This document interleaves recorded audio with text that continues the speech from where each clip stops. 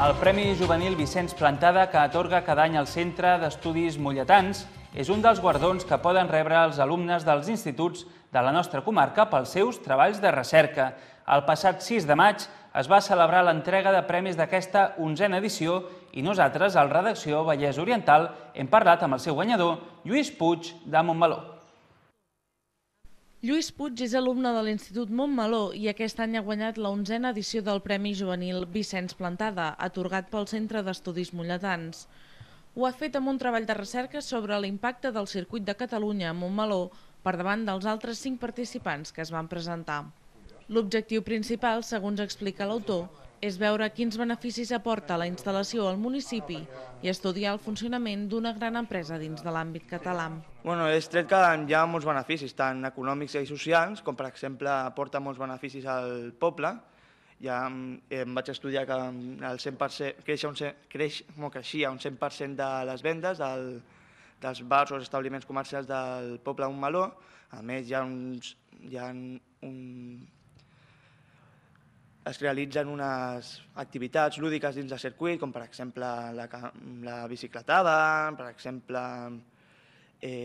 anteriorment feien el Maxituning, que era una exposició de cotxes, i el poble tampoc no respon, el poble i tot el voltant no respon a aquest benefici, no agraeix aquests beneficis. El premi té un valor econòmic de 350 euros per alumne, però és molt més que un ajut econòmic, és el reconeixement de tota la feina feta.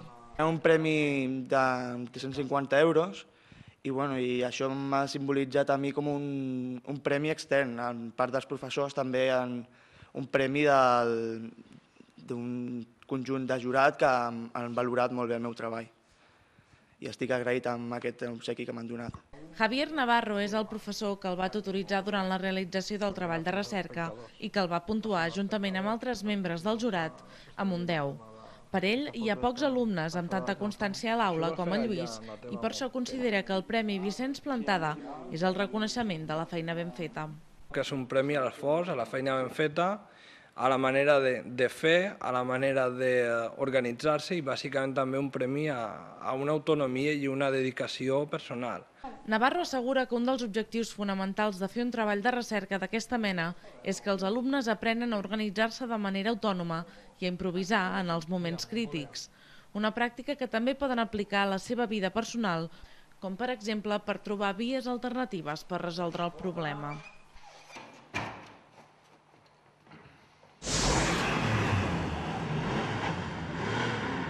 Lluís Puig ha analitzat en el seu treball l'impacte del Circuit de Catalunya, un equipament que està a primera línia mundial 2 caps de setmana a l'any, però que la resta de la temporada també té altres usos esportius i també cívics. En aquest sentit, aquest dissabte una 60ena de pilots han participat en la Rally Classic Series 2010, una prova que uneix automòbils clàssics amb regularitat en circuit. La prova Montmeló, que ha ocupat el circuit durant tot el dissabte, ha estat la segona de les 6 que conformen el certamen de cotxes clàssics. Entre els participants, algunes cares conegudes com la periodista Maripau Huguet o l'actual campió de la Rally Classic Series, José Luis Marcó. Competeixes amb tu mateix, representa, no? És una prova amb tu mateix, amb la velocitat, amb la comoditat que et sentis més segur, has de intentar mantenir aquell temps, sobretot el temps. Si trigo 3 minuts per fer el circuit, he d'intentar mantenir durant tota l'estona aquests 3 minuts. I és que una de les característiques de la prova és que el pilot decideix quin temps ha de fer i intentar-ho repetir a cada volta. L'única catalana que ha participat en tota la Marxa Mundial per la Pau i la No Violència, la vallesana Montse Ponsa, ha explicat la seva experiència a Caminos de Paz. Ponsa ha presentat aquests dies la seva obra, un diari de la Marxa Mundial per la Pau, que va demanar pels 5 continents una altra forma de resoldre els conflictes. Pau, justícia, no a les armes nuclears. Són algunes de les proclames que un grup d'activistes han dut als 5 continents durant 105 dies. És el que va durar la Marxa Mundial per la Pau i la No Violència. La periodista de l'Ametlla, Montserrat Ponsa, és l'única persona de l'Estat que hi ha participat. La marxa demanava un món millor.